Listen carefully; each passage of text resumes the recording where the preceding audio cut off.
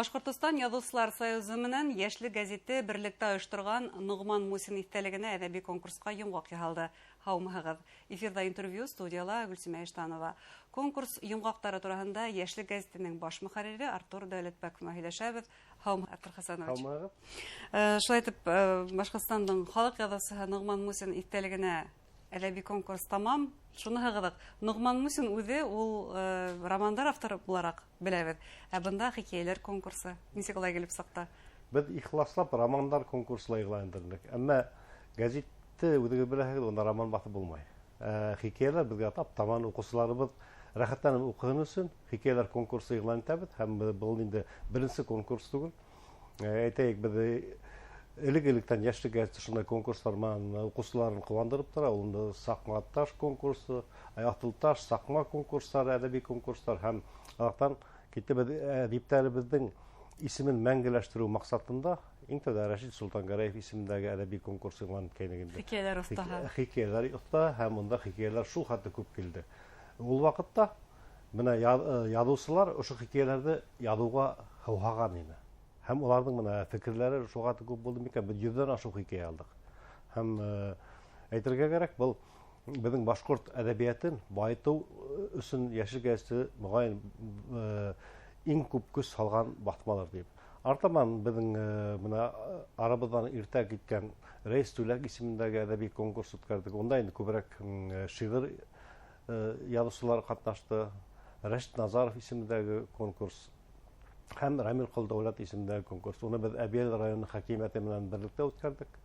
Һәм Муса Кәримнең 100 еллыгына арнап Муса Кәрим исемендәге әдәби конкурс менә булды. Һәм артабан Нугман Мусин мәрхүм булып калгач, безнең исемен тагы шул мәңгеләштерү максатында ошо конкурсны игълан иттек һәм яңгышманык дип уйлыйм.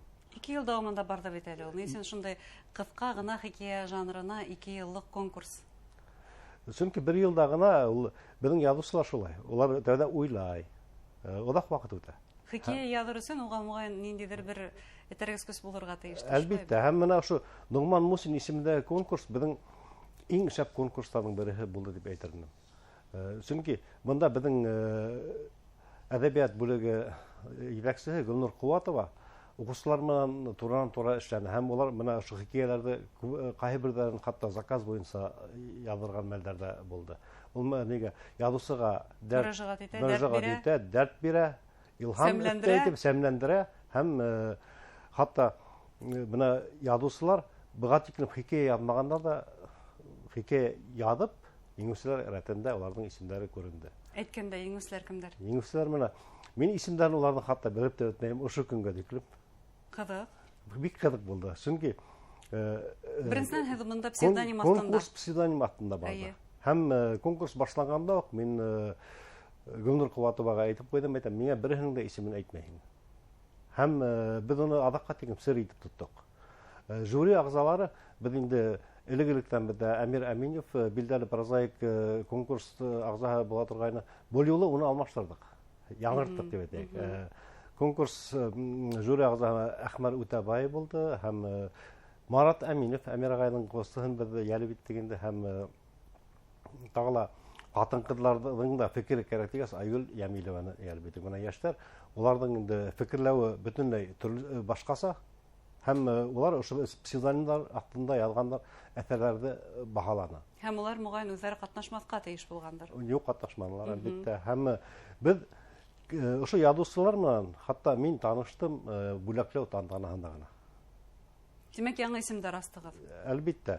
Мәсәлән, Орынбур театры режиссеры Борис Мәхмүтовның Хукыр бейүсе дигән хикәяһе бик шәп баһа алды. Исеменнән хәтта бына шул тиклем шәп хикәя икәнлеге беленеп тора. Ул инде менә шул буга тиклем бер дә хикәя язмаган кеше үзенең хикәясе буларак танытты инде. Ошо хикәяне укыган вакытта мин күз алдына китерәм, ничектер хикәяне сәхнә жанрына, драма жанрына әйләндергә килеп утыра. Һәм менә ошо бәлки режиссерның язганы шунда ла хизелгәндер дип уйлыйм. Һәм мин уйлыйм, ул хикәя мотлак сценарий язылып, сәхнәгә сыгыр дип уйлыйм инде. Һәм менә Кодгун хикәя менән безнең Разина Урманшина катнашты һәм ул инде уга беренче урынны бирергә карар иттек.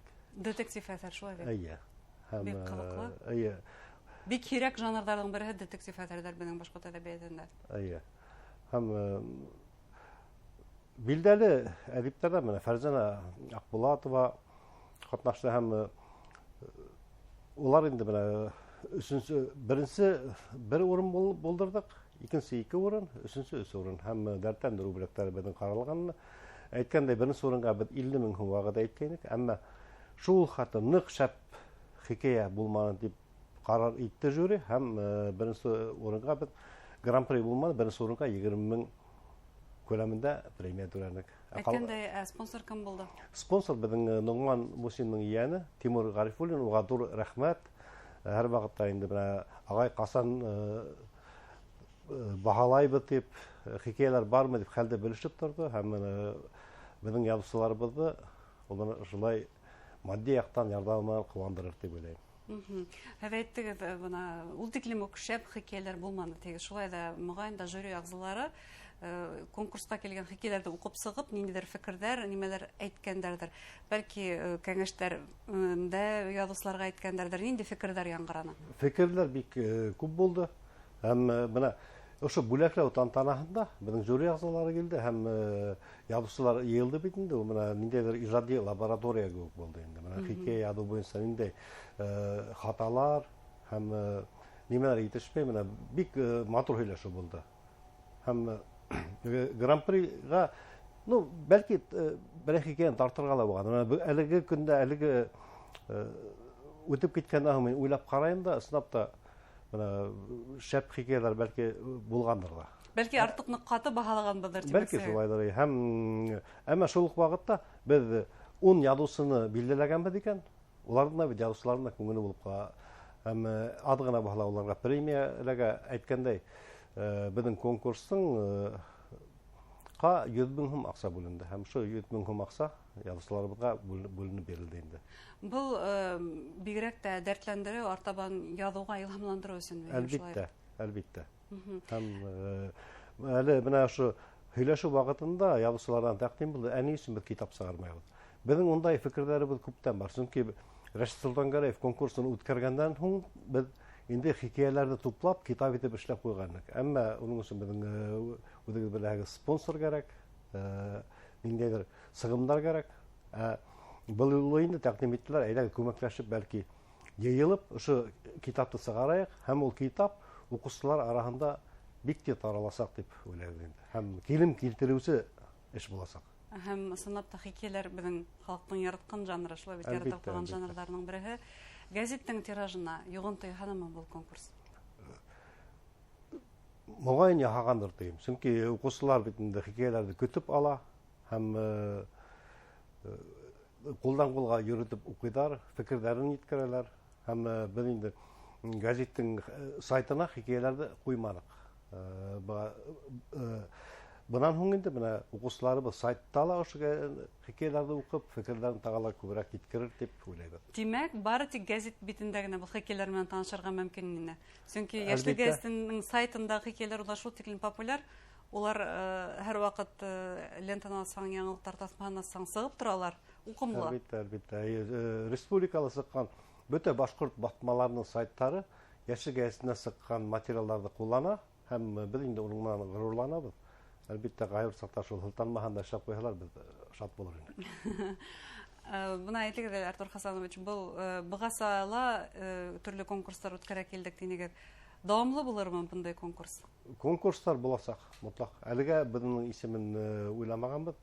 Чөнки безнең бит инде арабадан иртә киткән менә Яшьлек газетенең дә бөтә гомерен биргән дип әйтәйек. Рәлис Урадгулов безне ташлап китеп барды, Дамир Шәрәфетдинов. Улар исемендәге конкурсларда без үткәрергә уйлыйм. Әгәр дә инде хикәяләр конкурсына без тәүдә уйлаган Сабир Шәрифов исемендәге конкурс булачак булыр дип. Әмма уны Агыйдел журналы алданрак эләктереп калды, улар үткәрделәр. Һәм без инде менә әлеге вакытта уйланабыз. Бу бары тик Язучылар союзының агзалары өчен булырмы, исегләгез? Юк. Һәркем Без катнаша. аермайбыз әле. Сикләмәйгез, Сикләмәйбез. Чөнки һәм тагыла менә ошо псевдоним вакытында булуы эме, менә жюри агзаларына эште бердән еңеләйтә. Чөнки әгәр дә ул менә шул кеше тип үзенең катырак фикерен әйтергә курку була бар бит инде. Кыйынһынуы мөмкин. Кыйынһынуы мөмкин. Ошо хикәяләрне укып сыкканнан соң Марат Аминов хатта юмористка язып язган инде без аны яшәгәсендә ошо арала биребез. Фикер ниндәйне? Фикер ниндәй? Ул бер төрле баһа бирәләр. Исемен белгәс. Шуның әгәр дә ул сынапта шул кеше булып куйга дип иртәгәнә фикерен үзгәртә. Кызык. Димәк, бу әдәби конкурс ул бары тик язучылар өчен генә түгел, ошо язучыларның язган әсәрләрен баһалаган әдәби тәнкыйть өчен дә мөһим дип әйтергә мөмкин. Әлбәттә. Бuna хикәяләр конкурсы әлеге вакытта бик популяр тибез һәм бәлки тагыла кыска жанр повесть ала карарга сөнки итләйм берничә ел элек Гөлсирә Гыззатуллинаның повесты басылган әсәрләрде, хәтта һезнең яшьлек гәзитендә басылган шул повестларны ла яратып укыйбыз, йыена барабыз гәзитләрдә. Шундай күренеш була торган, юкмы мондай теләк? Безнең принцип гәзиттең әлеге вакытта шулай, мәкаләләр һәм әдәби әсәрләр ике хандан артырга тиеш түгел. Чөнки ул инде айлап худылай икән, укысыганла ялкытып ташларга мөмкин. Әгәр дә бик шәп әсәрләр китерәләр икән, без батырга әзер. Рәхмәт һеҙгә әңгәмәгеҙгә, уңыштар теләйбез, тагы яңы исемдәр асырга булһын әдәбиәттә. Рәхмәт. Хөрмәтле тамашачылар, Нугман Мусин исемендә хикәяләр конкурсының йомгаклары тураһында Яшьлек гәзитенең баш мөхәррире Артур Дәүләтбәков һөйләштек. Игътибарыгызга рәхмәт. Һау булыгыз.